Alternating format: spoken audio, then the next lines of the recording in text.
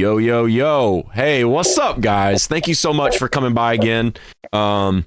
Episode 8 of our live stream interview series that we've done. Thanks again to Tim and Aurafest for helping us to put these on. Aurafest is actually coming up pretty soon, in case you guys forgot. June 9th and 10th.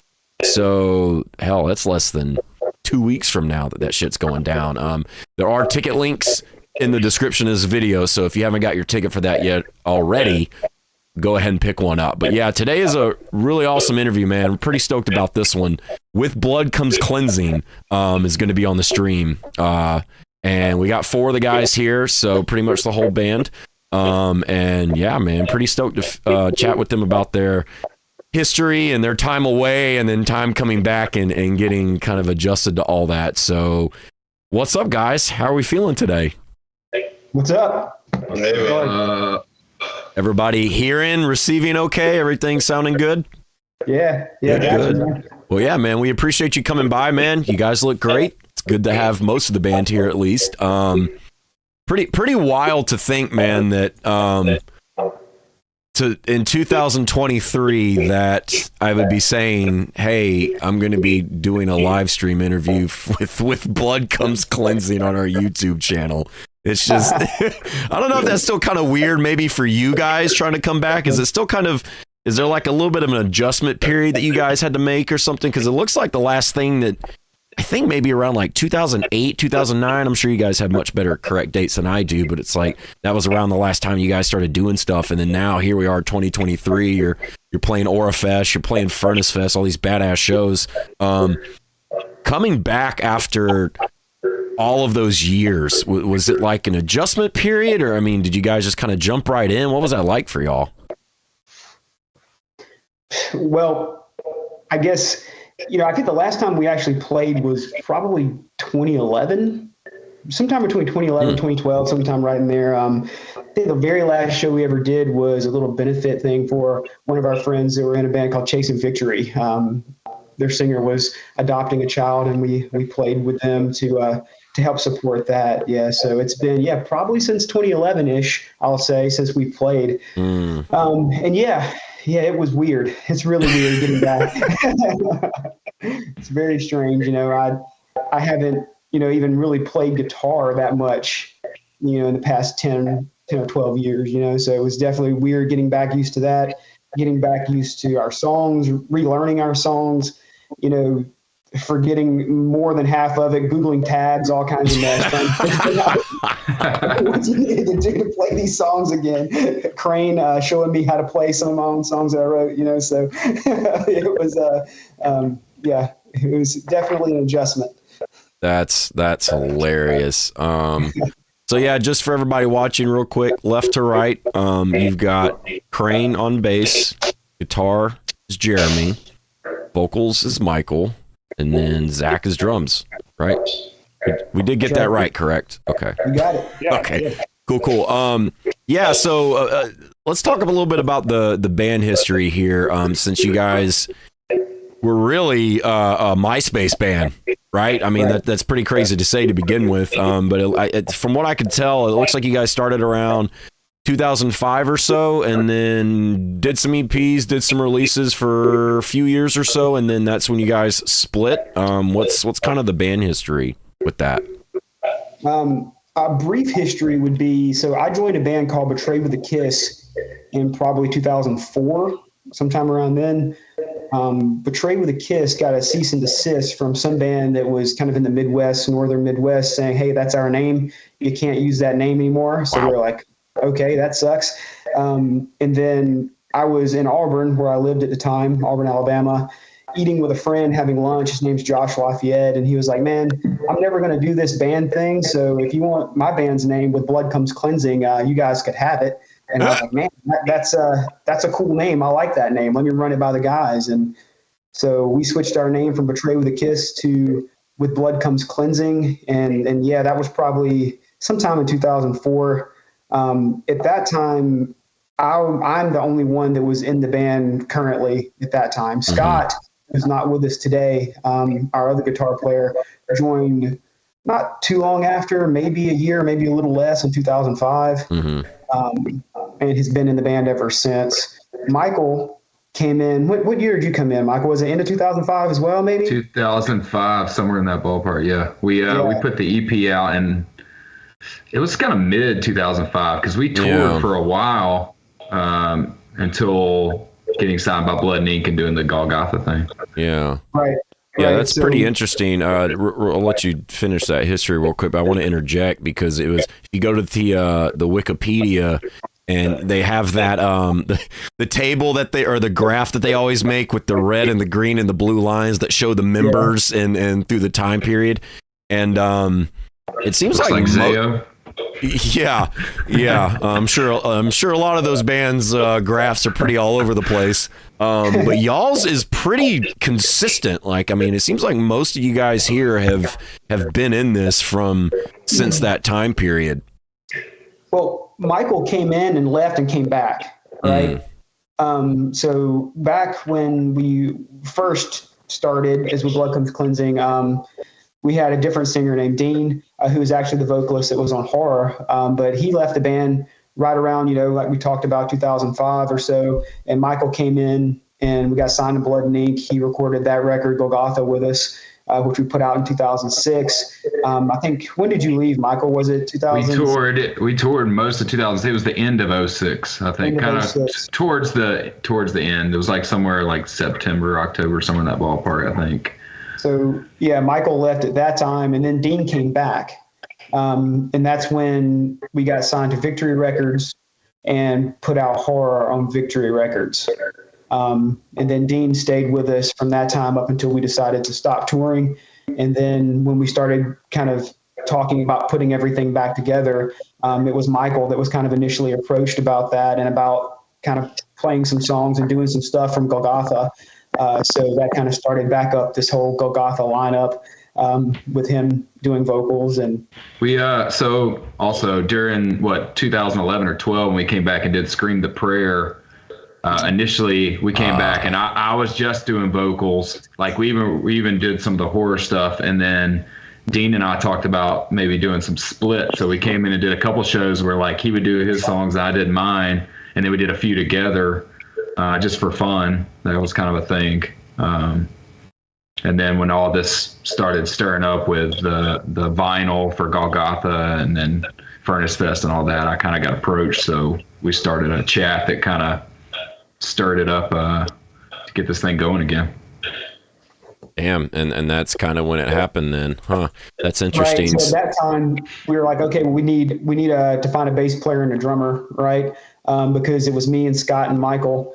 And Crane has been a friend of ours for, 20 years almost, 15, 20 years. Yeah. So it was kind of natural to put him in there. We've always stayed in touch. He lived in the Atlanta area. We even messed around with something different, like a little side project thing, just kind of goofing off and having fun at one point. So he was kind of a natural fit for us to ask him to play with us. He was in a band called Confined in the Shadows that we played with a lot too back in the day. So that was cool. It just seemed natural for him to play. And then Zach actually was the one guy that we didn't really know. We had some mutual friends. He was in a band called Longstreet that played with us quite a bit in the Atlanta area and 7 venues, stuff like that. Cleveland, Georgia, Dahlonega, that area. And we had a mutual friend named Tank who's like, hey man, he's told me, he was like, hey man, you need to ask this guy. So I started talking to Zach, really cool dude. And he tried out for us and that's the way we went. So here we are. Damn. Yeah, that's awesome, man. That's pretty crazy, man, to think that, again, I mean, it's still crazy to say, like, With Blood Comes Cleansing 2023. I mean, because I'm sure when most people think about that, they think about MySpace, like the old MySpace players where you would have the songs on the right-hand side and you would click play and then sometimes you could download them, right, and all that kind of shit. Yeah, so what social media back then, I mean, even if I don't even think people were using the term social media back then, even to begin with. But how much has that? Obviously, a lot's changed for you guys and for everybody else. But adjusting from, okay, when 05 turn of the century happened, right? 05, 06, 07, 08. We're used to this kind of a dynamic with bands being on the internet, right? Fast forward 2023. I mean, obviously everything's way different. I mean, it's easy for sure to get your stuff out there now because there's so many outlets and there's so many more ways to manipulate the algorithm and all this kind of stuff. But how much of an adjustment was that for you guys, kind of trying to come back to social media after, hey, we were kind of have this MySpace mentality maybe still kind of lingering in there a little bit? How do we adjust that to the new stuff? How much of an adjustment was for you guys to be able to I guess kind of get used to the new social medias? For me, like, I remember, like we kind of said before we went live, like, thinking about Facebook, I remember sitting, at someone's house when we were on tour and someone's trying to convince me to like start a Facebook. And I'm like, what, that like college thing? Like, what is that? I'm not messing with that. MySpace is fine. It's all I need, Mm-hmm. But yeah, I mean, for me, it's a huge difference. I'll be 38 in a few days here, and I feel old, and I feel like, using Facebook is difficult enough. Michael is much better, and Crane and Zach, they're much better than I am when it comes to social media and stuff like that. So, but yeah, just for me personally, it's been crazy. It's just crazy to think, just about how many people we can reach and how easy that is. And, no more of the days of going to the mall before the show and handing out your 2-song demos in front of Hot Topic. So things are definitely different.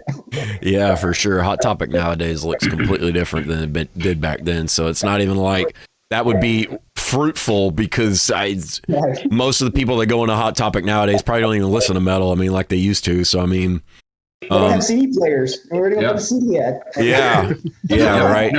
No more top 8. Remember that? We get excited. We made their top 8.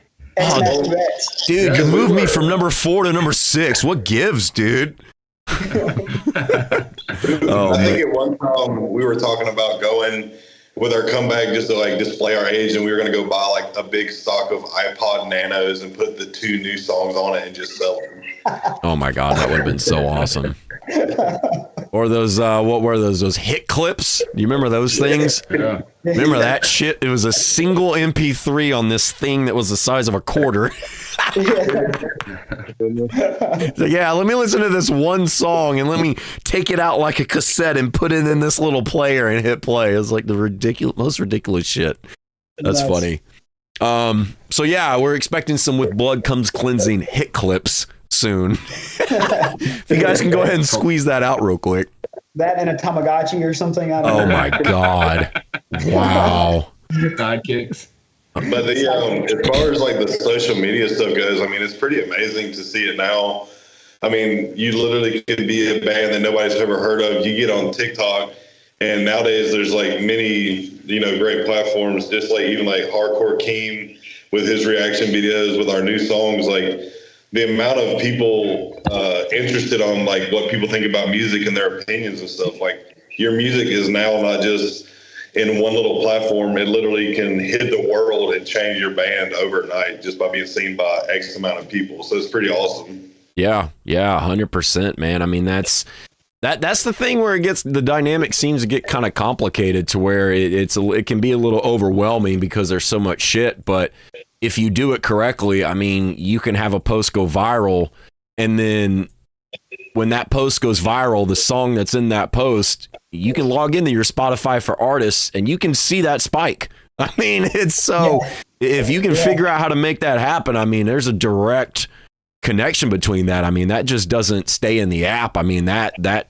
translates to other people going and listening to your music on other platforms, right? So yeah, it's a powerful tool for sure. There's a lot of noise on social media, and it can be tough to kind of sift through that. But yeah, I can understand where you're coming from for sure. Let me chat a little bit here about gear that you guys are running. So I guess kind of we can also kind of look here to maybe how is gear different now for you guys than it was back then? I mean, back in early 2000s, there were a lot more tube heads and stuff like that. And now obviously we've got things like Axe Effects, Helixes, Kempers, right? You've got all this shit that you could ever need in a pedal, right? That kind of stuff. Right. So what kind of gear are you guys running now, and how much has that changed for y'all as far as what you were using back then? So interestingly enough, right? Like, so a few years ago, I had a Kemper Profiler, a powered one, and it was pretty awesome. It sounded really good. I ran it through a 412 cab. It sounded awesome. But I have since switched back to a tube head. I play an Engel Fireball now through an Engel 412 cabinet, which I just love. I love the tube sound. Yeah. Scott is actually reviving the old Crank and Vader combo that we played with all those years ago, right? Oh, shit. Yeah, the exact same thing. You know what I mean? So he loves that. I think it's a bit of a kind of a throwback. It is for sure. That just hearing Crank and Vader in the same sentence as live is definitely a throwback for sure. But yeah, go ahead. Yeah.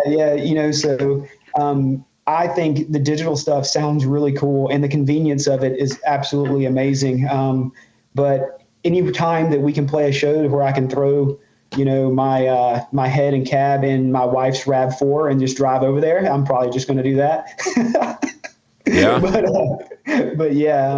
But if we do some traveling or something like that, maybe something along the lines of Axe Effects or something like that may be a better option. But I still love the tube stuff. Scott still loves the tube stuff.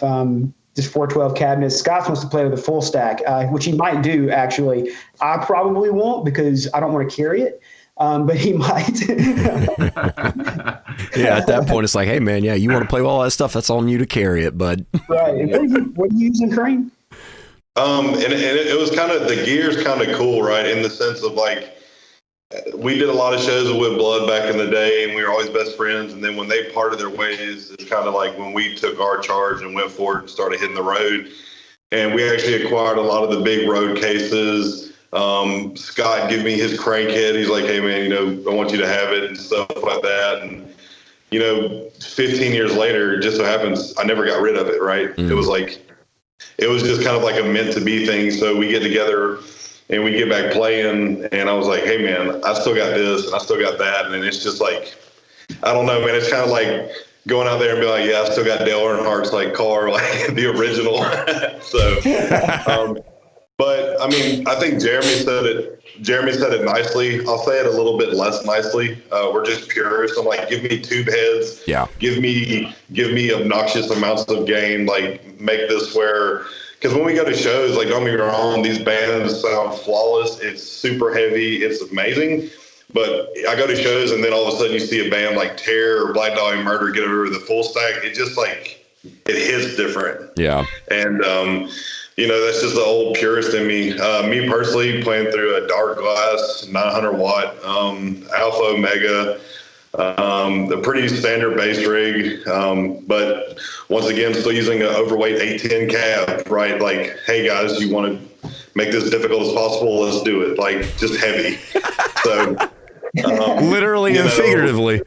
Yeah, I mean, we're like, guys, we're swole still. We can lift heavy cabs. Like, it's kind of our way of staying in shape is moving like heavy cabs still.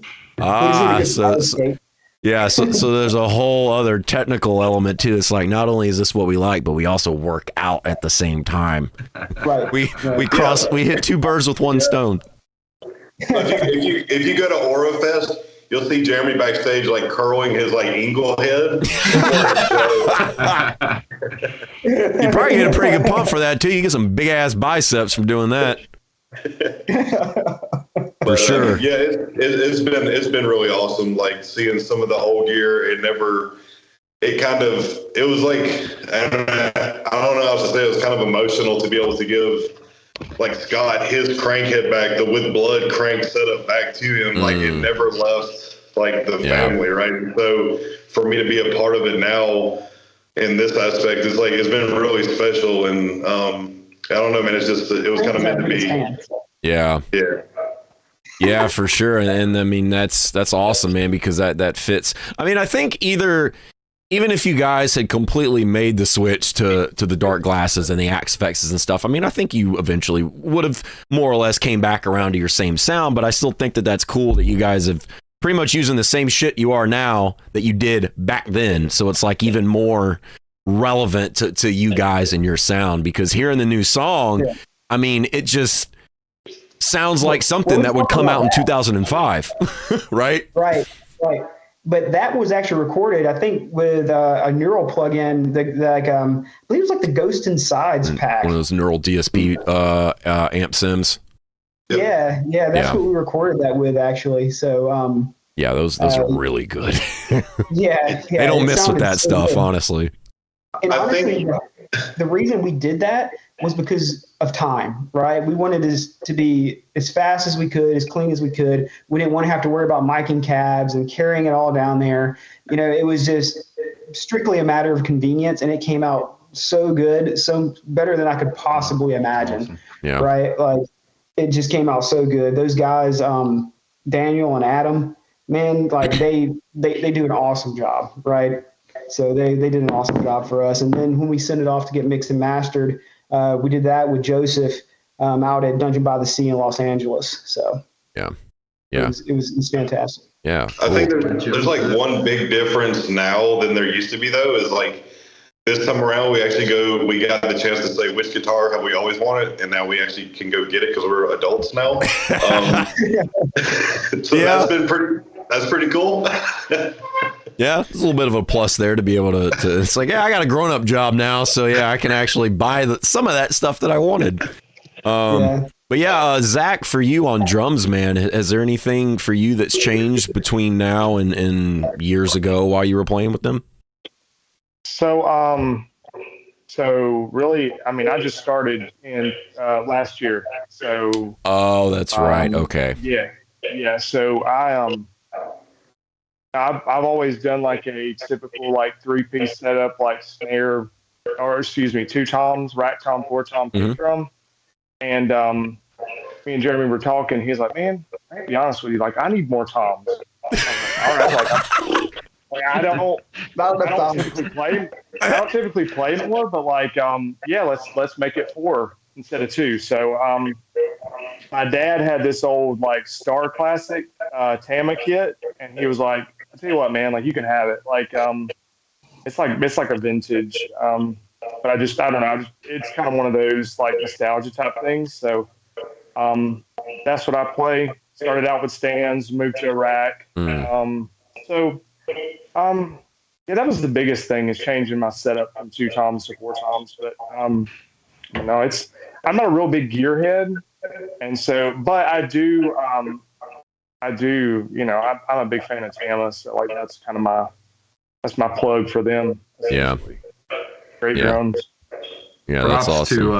To Crane and Zach, though, because the first time we practiced with those guys, it was like we hadn't skipped a beat. It felt so natural for the 3 of us that had been through the Golgotha era together. Like those guys stepping in, it just felt like, man, like we felt like the same band. Like they fit so well in. So it was awesome. Yeah, that's badass. That's definitely a plus for sure. Yeah. Yeah, especially when you're bringing a new drummer on, and the drummer has the biggest responsibility, in my opinion. So for him to be able to nail that, props to you, man, for sure. Yeah, we let him do that. After the first practice with Zach, so we were like, all right, man, so you need like, it's a metal drum kit. You're going to need like 50 more cymbals. And we want you to have like 4 kick drums that shoot flames, right? Like we're like, you want this.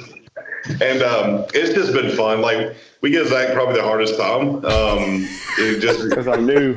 Yeah, right. It's like the hazing. It's like welcome to the first day. But we're like, he's also new to this style of music too, right? Like this is your first time really coming to like, I don't know, deathcore or death metal, type drumming and bands and stuff. So interesting. So it's always just been hardcore, metalcore. Oh, gotcha. And I was in before was more of like we were just 2-step breakdown, like that was it. There was no like the speed drumming part of it was never even something that I thought about. And that's been the biggest adjustment. Still an adjustment. Like because you see some of these guys out there playing, 300 BPMs, and it's like, I don't understand that, dude. That's so fast. So catching that part up has been been fun. Yeah, for sure. Yeah.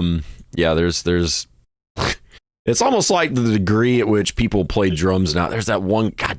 I forgot that guy's name. He's always on social media. He has a huge black beard. I forgot his name. You got guys like that guy. I can't remember his name. And then you have like Eloy Casagrande, who plays for Sepultura.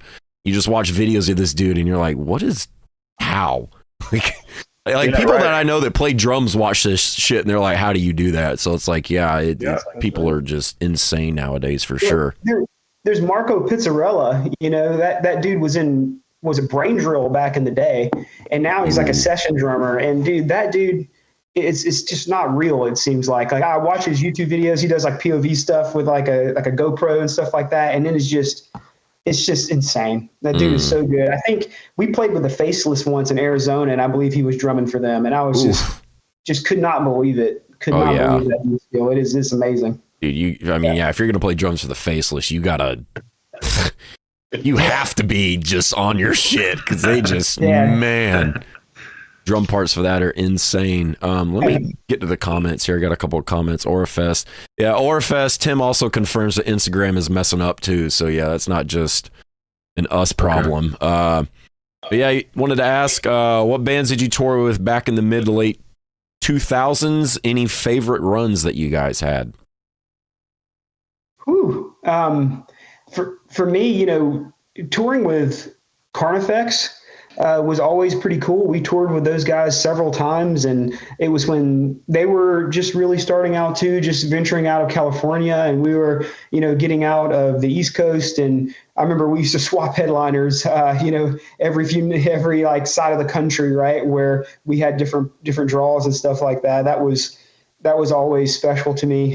You know, I love those guys, love touring with those guys, and we did a tour with Bury Your Dead, The Warriors, and Emir. It was a Victory Records tour, and that was a blast. You know, I grew up. I remember going to Hastings in Auburn, Alabama, buying "You Had Me a Hello" from Bury Your Dead, and like, gosh, man, you know, that was pretty cool for me getting to play with them and tour with them, because I looked up to them a lot. You know, before I even was considering being in a band myself. So that was really cool.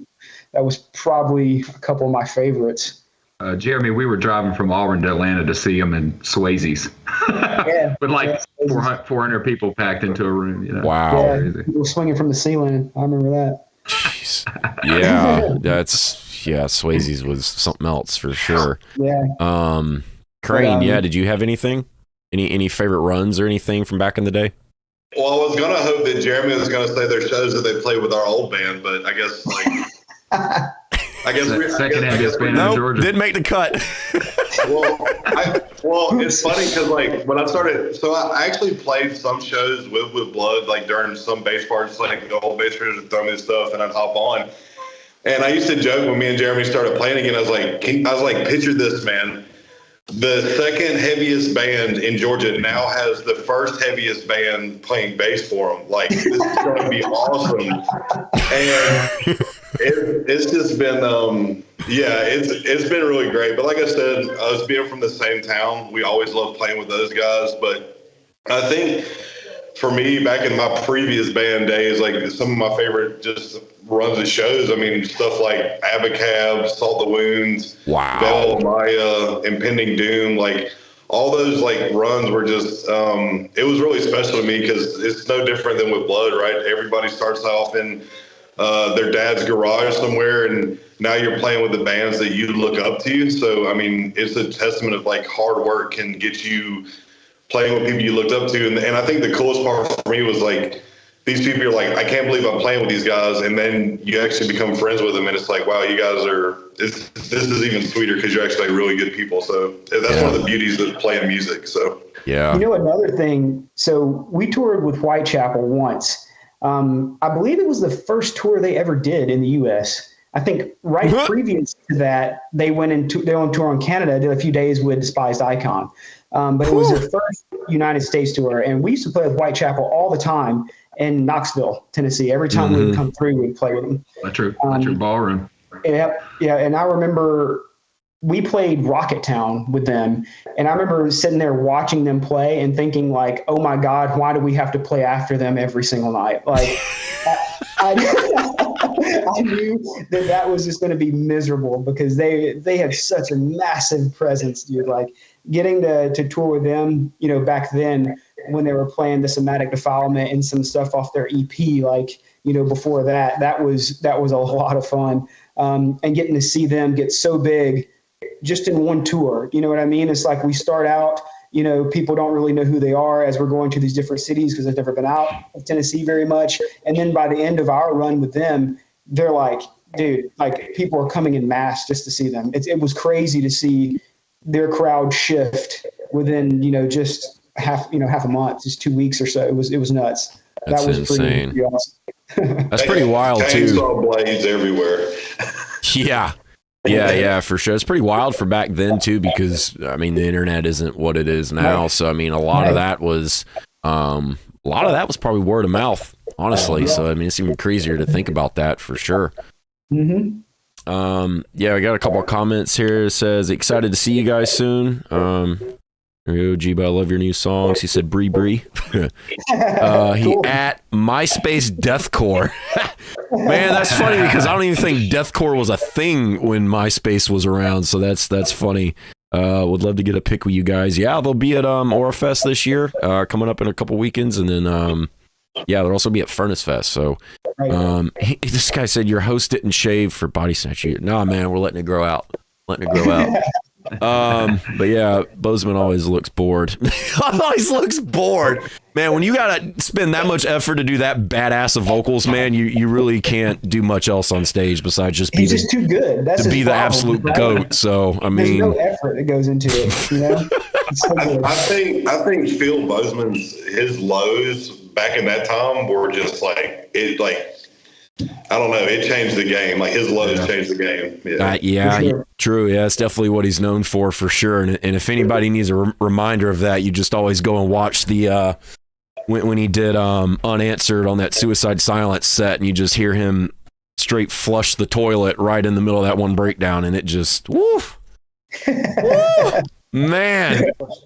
So yeah, I completely agree with you. But yeah, kind of talking about your music and stuff a little bit.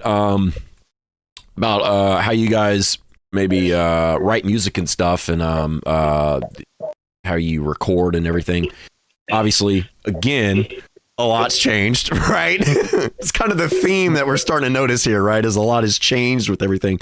So back when you guys were writing and recording music back then, obviously things were a lot different than they are now. So how has that writing and recording process changed over the years? And do you guys have like one guy that writes most of the stuff and does all the shit like he's the band dad, or is it like a collaborative effort and then you take him and send the tracks off to somebody and then he just mixes and mastering? Like what's that process like for you guys, and how much has that changed since then?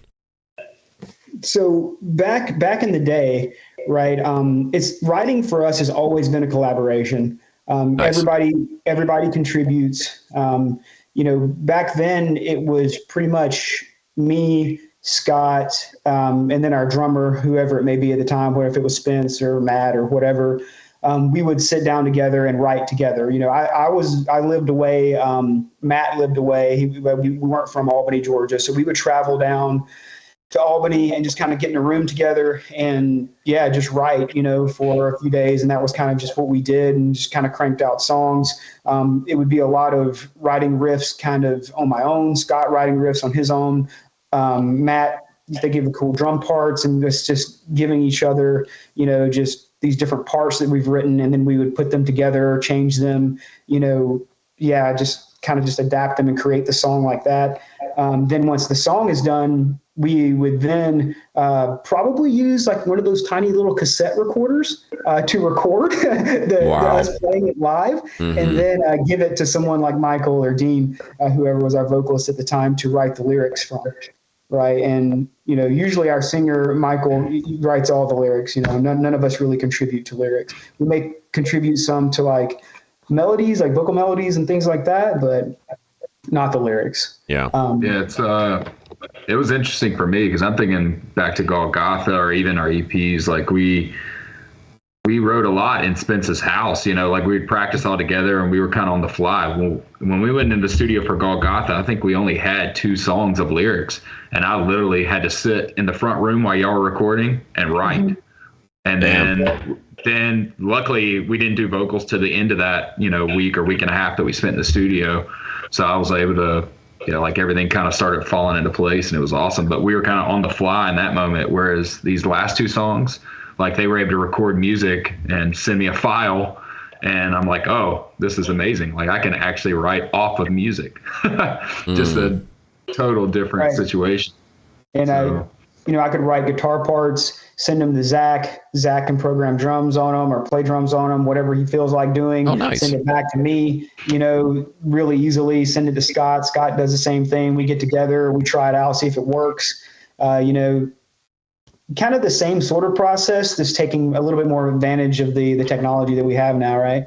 Yeah, for sure. Yeah, especially when you say with drum samples. I mean, that just makes things super much easier compared to way back then. It's if you wanted to get drums on something, it just you were kind of forced to go to I mean, there were samples back then. Samples have been around for a while, but they not like what they are now, for sure. Right. What other kind of a live setup are you guys running? I mean, we've discussed gear a little bit and kind of how you like to go back to the old tube heads and the full stacks and all the speakers and stuff, right? But I mean, do you guys run click tracks at all? Do you play to a set? Do you have tracks coming through? Is any of that synced up? I mean, how are you guys running that live? No, man, we're just going to run it, dude, just like we used to. Nice. Fire. We've already said we're doing fire. Fire, yeah. I've been asking for it. I said I don't ask for anything. I said I just need a Rammstein style show with 90,000 pounds of jet fuel, and I'm good. I won't ask for anything. Yeah, so we don't want click tracks or any of that. We do want pyro though. We want flames everywhere. Funny enough, we may actually have a banner made. We've never had a banner or anything like that for when we played, so we may do something like that, but as far as click tracks, I think Zach may run in-ear monitors just because he can be wired right there, sitting there, but the rest of us probably just stick with standard wedges on stage, just nothing. I even said this in our last practice because Jeremy and I years ago went and got impressions and everything, and we still never ran in-ears. The whole band did. We all went, did impressions, never got in-ear monitors. Damn, it wasn't meant to be. It wasn't. Do you guys run any kind of tracks or anything for maybe a pad or something that Zach is doing, maybe a bass drop or something? You just don't even worry about that. I think we will run a bass drop, right? But I'll just trigger it manually from a pad. Yeah. Whenever that part hits. So it's not like it's programmed or anything. Yeah. Okay, cool. We love to slow down stuff and speed stuff up and kind of be more dynamic when we play. Sometimes you're just really feeling man, this breakdown just needs to be slower than we recorded it. Yeah, for sure. When we play into tracks, you don't really have that freedom of being able to slow things down, making it sound a little bit nastier than what it did on the record, right? And we always love doing that. So and with tracks, that's a thing. It's okay, if we do want to slow this part down, then we would have to do that ahead of time. That would be the pre-production aspect of it, right? Exactly. We have a song that's like that where we have a breakdown that slows down, and then I actually physically went in and just literally cut the waveform and made it slower, so that way it would slow down more live.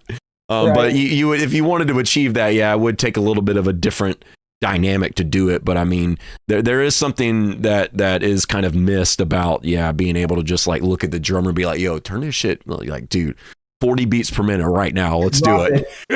Right. I kind of speaking about Bury or Dead. I remember I saw them one time, and they did this when you saw them, but kind of talking about not having a click track and slowing shit down. They played, I think it was House of Straw, which is the first track off of Beauty and the Breakdown. And the end breakdown, they slowed it down so much that it sounded like a different song. It didn't even sound like the dun dun dun dun dun dun dun dun. You're just like, whoa, what is happening?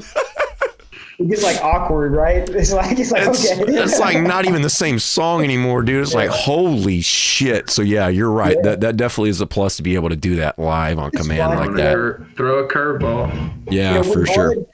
With Blood, we've never been the best musicians, the best guitar players, the best whatever's, right? But we've always loved to have a lot of fun and write cool, catchy songs that everybody can participate in and be a good live band, right? So people could have fun coming and seeing us play, So we're still, kind of carrying that forward, Yeah. Yeah. When you guys are writing this new stuff, did you kind of have in mind, hey, we should try to stick to the old sound, or let's just kind of do whatever we want. Let's try to write something new, because it sounds like a song that came out in 2005 for sure. It's like it's hard to put your finger on it as to exactly why it sounds like it would have came out during the MySpace days, but it just does. Maybe it's the tuning or the way that you guys write riffs. I don't know. But whenever you guys are writing stuff, are you kind of taking that into consideration, or is it just, this is just what comes out of us?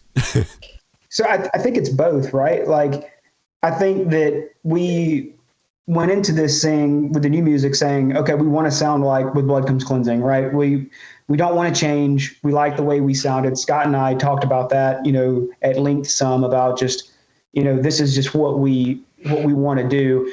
And thank God, because that's all we can play, right, too. So, that it just is what it is. That's the type of music that we write, the type of songwriting structure that we do, the riffs, everything is just, that's just us, and if it sounds like 2005 through 2008 deathcore, MySpace deathcore, I guess, I don't know if that's a good thing or a bad thing, or that's a great thing, or what it is, but I like it. I like that sound. Some of my, like we talked about Whitechapel, Somatic Defilement, I still listen to that, that was amazing. And All Shall Perish, Through the Eyes of the Dead, that stuff. To me, it's just so good, and not to discount bands that are more modern, because they're really good too, but it just sounds different. Like you said, it was a different sound.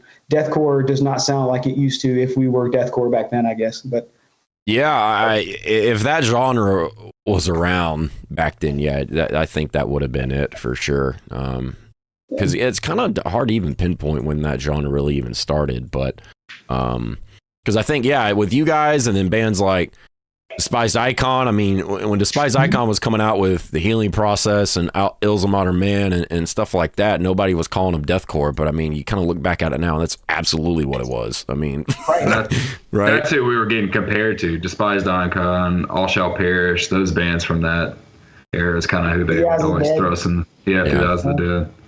Yeah, so that's another cool show that we played in Texas. It wasn't a tour, but that spot date in Texas with 2000 the Dead was sick. Yeah, Animosity. 2000 Dead Animosity. Wow. Yeah. What Animosity? Jesus. Wow. Dude, the Warriors, Animosity, Abacab, like all this stuff we're talking about is just crazy. The memories, right? They come flooding back. Yeah, it's first thing that comes to mind is picking up CDs off the ground at Warped Tour. That's the shit, like those sampler CDs. I have so many of those. That's kind of what makes me think about that. So kind of talking about all these other bands and stuff and these throwbacks, are there any bands kind of moving forward with you guys that you guys would like to either see come back or just kind of play with in general, whether they're old or new? I think we've had the luxury of being here in Atlanta. So, amongst us playing in a band together, we have the ability to go to shows together. It wasn't just, a month or so ago, we went to the Body Snatcher show to see those guys. Yeah. Like, how heavy they are live. You're like, this isn't fair. They're huge fans of you guys too, by the way. Yeah, which is ridiculous. That's mind blowing. We've talked, I've taught the call a few times, and we're beyond honored because I go to those shows and I hear their music and I'm like, they should have a line of ambulances down the road to take people out of here. Like, it's that heavy. But we've been fortunate enough to go to these new shows, and I think me and Jeremy and Zach and some of the guys, we just send each other music all the time, right? And I'll let Jeremy kind of speak on this and stuff, but I'm an old head. I'm still stuck on the, all right, I want to play with Through the Eyes of the Dead. Like, they're coming back. I'm excited. Getting to play with Body Snatcher and Bury Your Dead is just amazing, right? Because, like I said, to me, I look at, like, Bury Your Dead as, like, the kings of mosh. Yes. And now I see bands like Body Snatcher who are, like, the super kings of mosh. And it's like, you know, they nailed it through the head. And, you know, not to mention the fact that, you know, ex-members of Flow Face Down played for them, and I was like, it makes sense because, like, that was one of my favorite bands growing up. So, like, it's full turn, you know, for me. But, you know, Jeremy, I don't know, man, who do you want to see do it again? Body Snatcher, I'm very excited to play with them. That's going to be really awesome. I'm excited to meet them, you know, because, you know, they influence me, right? Like, I really like their music. And, you know, another band that we're playing with at Furnace Fest, when it was just the Shed Bash, you know, Hatebreed, right? I guess we're still playing the same, you know, stage as they are. That's huge for me. Like, Hatebreed has been one of my favorite bands since, you know, I don't even know, back when I was listening to, like, Slipknot and Cradle of Filth and wearing, like, Jinkos or something, you know, like staying up to watch Headbangers Ball. right, with Jamie Johnston and stuff. So that's crazy. Newer bands, like, I would love to play with, like, Organectomy, maybe. They're fantastic and Ingested. Really like them a lot. A band called Bound in Fear from the UK. They're really awesome. You know, that would be some bands that I really like to play with that are now. I mean, throwback bands. I mean, I would love to get to play with Carnifex of Whitechapel again. Yeah, you know, that would be really cool. And Through the Eyes of the Dead would be fun. Yeah. I really enjoyed their music a lot too. Yeah, for sure. Dying Fetus. Dying Fetus is my favorite metal band of all time. That one's well deserved. They are badass, always badass. I would love, if I could play with them, I'd probably be like geeking out. We'll never.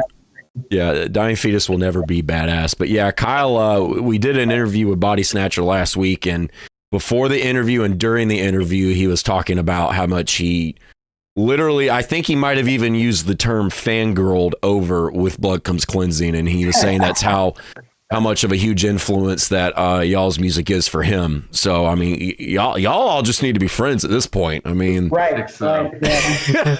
Yeah, dude. And Kyle, like, that means so much, man. Like, if you see this, and maybe I'll tell you in a week or two, but dude, that means so much. Listen to you guys' music and stuff. You guys are really, really good. And it's funny to even think you know who we are, right? Like, that's crazy to me. Yeah, it's badass, man. And I don't want to get.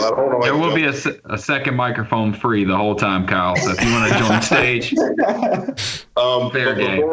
Before we got too ahead of this, and I know we were talking about but actually playing at Horror Fest, you know, somebody that's very important to me is yes, you know, Tim throwing this on and give us the opportunity, but you know, my friends Clark and Gio in Second Death. Nice. If it weren't for those guys connecting us with Tim to make this happen, I mean, we've been friends with those guys in Second Death forever. That they even just put out a new album, which is crazy heavy. Like, the Second Death guys have been friends forever, and we still keep in touch all the time. And you know, their family. So a huge shout out to them for who they are as people and just how good their music is, and just being brothers this long. So it means a lot to me and the guys. So. That's awesome. Yeah, is Second Death a band that's been around for a minute, or are they somebody that just kind of started coming up? They've been around for a minute. I mean, you know, it's kind of one of those things because they're actually on tour right now. They're doing the Bury Your Dead Edict tour on the way down to Savannah with those guys, right? So, you know, I talked to Clark and stuff more than anybody, and he's their bass player, and I was like, hey man, you remember that time you were going on tour with Bury Your Dead? And he's like, this is nuts. I'm like, hey man, you never know, right? Because he was like, I love Impending Doom. I love Confined to the Shadows. I don't think he ever said anything about With Blood. I'm just kidding, Jerry. But you know, those are such a solid group of guys, just as people and musicians. So when they play, I've seen venues get destroyed when they play. So I'm really excited to see my brothers in a few weeks, man. Yeah, that's badass, man. That's awesome. Yeah, we're actually playing a show with them in Panama City coming up in a couple of months or so, and I saw them on the flyer. I was like, oh shit, yeah, that's pretty cool that we because I'd seen their name floating around, but I hadn't really done a lot of research. So you started talking about it, so I was like, wait, are these guys like been around for a minute? Like, what the deal is? So, no, that's badass. Yeah, we need to play with you guys, man. Dude, we're down. We're down to set that up. We just got a new booking agent, and he is hell bent on putting us on as many shows as humanly possible. So yeah, we're down for sure, 100%. For sure. Yeah, that would be dude. And I gotta say, man, it would be crazy to see a band that we're in nowadays on the same flyer as With Blood Comes Cleansing. Again, it'd be like, what year is this? Like, what is happening? It's like I'm gonna go download the single from MySpace, guys. Give me a second, real quick. Like, let me log in and check my friend requests and shit. Like, Friend request, man. Oh man. iPod, man. Yeah, I gotta put With Blood Comes Cleansing number 3 on my top 8 now. I mean, God, it's so crazy. So kind of speaking about moving that and shows and stuff, what do you guys got planned for the future? So we know that you got some badass festivals going on. You guys just released new music. What else do you guys have planned? I mean, how far are you guys trying to take this, man? Well, I don't think we'll tour or anything like that, but doing the festivals, that was kind of, I think, what we all talked about. You guys can chime in too, but we kind of all talked about doing festivals, trying to get on good shows here in the Atlanta area, maybe revisiting some of the cities that are in the Southeast that we really enjoyed, like Nashville and Jacksonville and things like that, and writing new music. That was one thing that we really want to do. I think we are all down to write new music and to put it out and to play that music, and to step, maybe some old Golgotha stuff, but step into new music and keep writing, keep playing whenever we can. I think we all have full-time jobs and most of us have kids and wives and stuff. So whenever time permits, right? Yeah. Yeah. It seems like, Jeremy, I meant to ask this earlier, but it seems like you're kind of the band dad, right? I might be. That's kind of the vibes I'm getting here. You're definitely the band dad.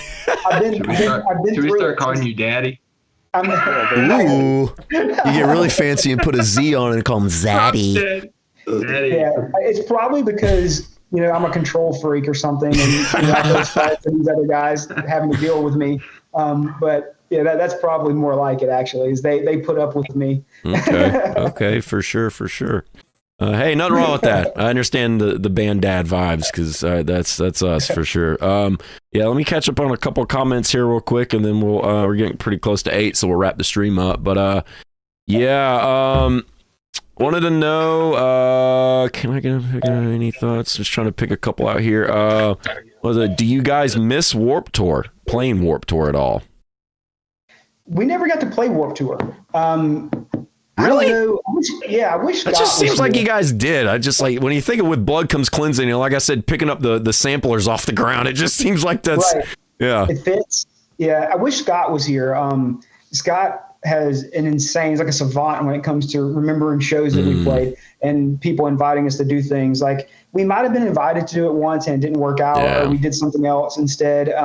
But no, we have never played Warped Tour. We played Cornerstone, some big metal festivals and stuff like that out in California and stuff like that, but never did Warped Tour. And if they brought Warped Tour back like next year and invited us, we would definitely try to play it though. Yeah, for sure. That'd be badass. The heat in the middle of the parking lot and all, right? Yeah, here in Atlanta, man, Lakewood Amphitheater or whatever. Yeah. Oh yeah, that sounds so fun. Yes, I would love to play a set in 98-degree Georgia weather in the middle of a parking lot. What, in black top? Just Man, that's the true test of your will and strength, right? Cliff said all right. He put about 13 L's in that all right. So there's that. Dreadnought, I came in late. Wanted to know if you guys have any vinyl coming out. Did you? Oh, it's Scott. Oh, damn. Look at this. Damn, we're about to close the interview up, and this dude just pops right in.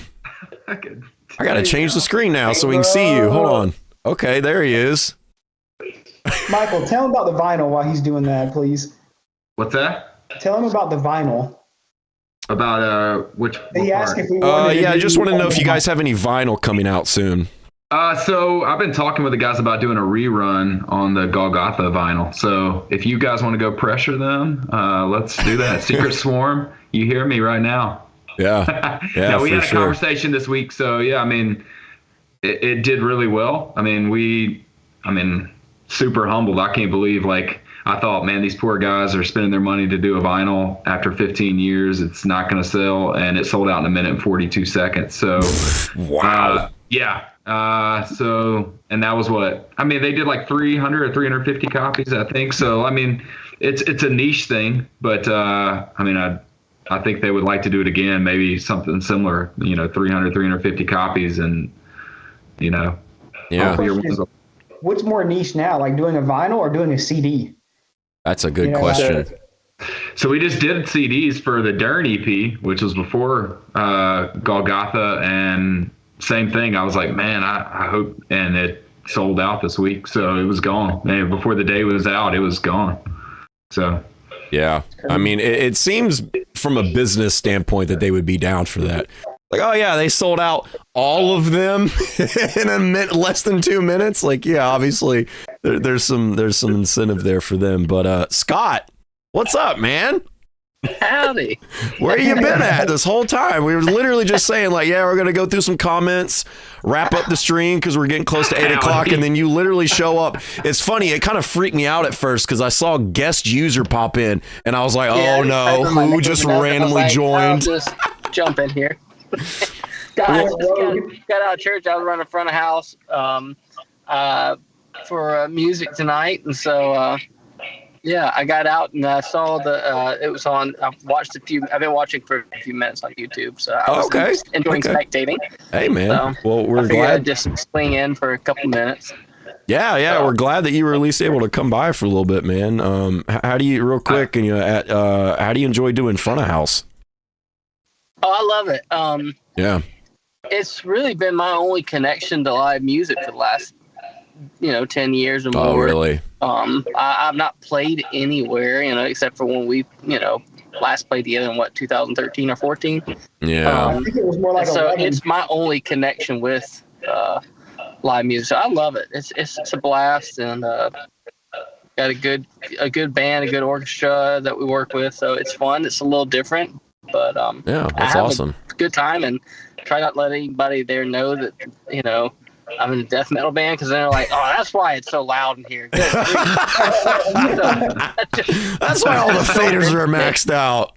It's one of those things. It's like when a car with a loud exhaust passes, you're like, man, they're driving too fast, and they're like 18 miles an hour in your neighborhood. yeah. But just one of those things. Yeah. Shout out to all those Honda Civics with the eBay mufflers at 3:00 in your neighborhood. Yeah, 3 a.m. in your neighborhood. Those guys. Whistle tip. Yeah. But yeah, Scott, man, we were actually about to wrap up, man. Is there anything you want a couple points you want to add? Any thoughts you want to throw in here real quick? No, man. I mean, it's I'm thrilled about getting together we've had a blast writing this music, working through it together with each other, and recording it was fun, and getting to watch people listen to it. Actually, one of the guys that plays guitar at church, he came up to me after service tonight. I was like, hey man, I listened to 2 new songs. I love them. He's big into metal. So it's cool hearing people that like it, really appreciate it. And so I'm really looking forward to seeing old friends, being in that environment again, on the stage at least. And so whatever all this ends up being and how long it lasts, I think we're having just an incredible time. It's a great opportunity, and just it's really fun. I think Jeremy said that earlier, like that. Just we've always had a fun time being in this band, playing shows, and whatever we did together. And so I hope that spirit continues, and that's what we get to do. Yeah, for sure. I mean, that's really what it's all about at the end of the day, man. Actually, I think Kyle was talking about that from Body Snatcher last weekend on the interview, was talking about how they just like to do fun stuff. And yeah, there's a lot of business aspect to it. There's a lot of moving parts, and you got to do the work sometimes, but it always needs to be fun. That's kind of the point. And if it's not fun, then you just like, how's it different from your boring ass, no offense to anybody here that has a boring ass 9 to 5, but I mean, at that point, how's it any different than that? Right. So yeah. Right. definitely need to keep the fun aspect up, right? But yeah, if you guys have any last thoughts, anything you want to say, like, hey, maybe go listen to this, go stream that, go come to this. I mean, whatever it is, if you guys want to throw some last thoughts in real quick before we end. Yeah, Spotify, we have 2 singles up there. Apple Music, go listen to those, learn the lyrics, and come sing with us, please. Yes, please don't leave me hanging. Anything. Get on stage, come up there, sing with us, have fun with us, because that's what makes us happy, right? That's why we do this. So we're super excited to be able to get back out and participate with everyone. We had a guy write in today named Adam to the Instagram who suffers from autism, but said the band was like super impact on his life. And it's his birthday today. So I told him we were going to throw a shout out at 7:00. So I want to say happy birthday to Adam. Happy birthday, dude. And Happy birthday, Adam. Shout out. And then I guess Cliff wrote in an all right, and that's Cliff from Remove the Veil. And he just sold me out via text and said I didn't give him an all right back. So, all right. Wait, did you say Remove the Veil? Yeah. Another band from that era. Wait, hold on a minute. Hold on a second. I'm trying to. Oh my God. Is this the band that I'm thinking of? What was that one song? What was the song? The biggest one that they had. What was the name of it? Is it How to Jump? Yes, How to Jump a Ravine. Oh my God. Comma Barbie. Yo, so I mess with that band so hard. I was in Remove the Veil. I was actually in that band. I helped start the band before they went and signed to Face Down. Before I joined with Blood, I was in Remove the Veil. Yo, that shit was so badass. What is happening? What year is this? What is going on right now? So me and Michael Sasser here, and Cliff, the guy he's talking about, wrote in from Remove the Veil, and then Chris Cargile from Chasing Victory. We're all childhood friends. Wow. Been friends since we were all like 10, 11 years old. We've all hung out every day, and then on into our college days and on into bands together. We actually all played in a band together. I mean, it's wild. Yeah. I can't believe you just said Remove the Veil. That shit just blows my mind. It's funny too, because I remember used to seeing them, and that was like another MySpace thing. I remember downloading that song off the MySpace player, and later years after, a guy named Tony used to do a bunch of shows around here in the McDonough, Stockbridge kind of area. He crossed paths with him, and because I remember one time, I guess I had told him, I was like, yeah, Remove the Veil. I never got their physical CD or EP or whatever it was. And then years after the fact, I randomly run into this dude, and he's like, oh yeah, here it is. And I was like, what? Is that 7 Venue, Tony? No, that was the Rock Show, Tony. Yeah, I remember that. Yeah. I remember the Rock Show, yeah. Yeah, and he I don't even know if I still have that. I might have that in my CD case that's collecting dust, but yeah, just so wild that you just said that name on screen right now. I can't believe that's what that is. That's so funny. Anyway, I don't think I can handle another nostalgia blast from you guys at this point. But yeah, guys, thank you so much for coming by. We know you guys are busy and you got full-time jobs and kids and families and stuff, but we appreciate you taking the time to come out and do this interview with us for sure. It's been awesome. It's been a nostalgia ride for sure. Thank you, man. Yeah. Thank you for having us. Yeah, man. We appreciate it. I appreciate y'all. And Scott, glad you made it, man. Last second, we hate to kind of wrap it up on you, but hey, at least all you guys are here now. But yeah, if you guys will go ahead and hang on for a sec, we'll go ahead and wrap the stream up. But yeah, thank you guys so much, Tim, Orfest, for helping to put this on, and everybody else that came by in the comments. Cliff from Remove the Veil, like what even is life right now? Just insane. All the other comments and everything that we got, guys. Thank you so much for coming by, and don't forget, With Blood Comes Cleansing is coming to Orfest in a couple of weekends. There's a ticket link in the description of the video. Click it, go buy a ticket, and like Jeremy said, learn the words, scream them in Michael's face, or else. Please. All right, guys. Thank you so much. I'm screaming them in yours. So. Yeah. There you go. You scream at each other. All set. But yeah, guys, thank you so much for coming by and hanging out with us.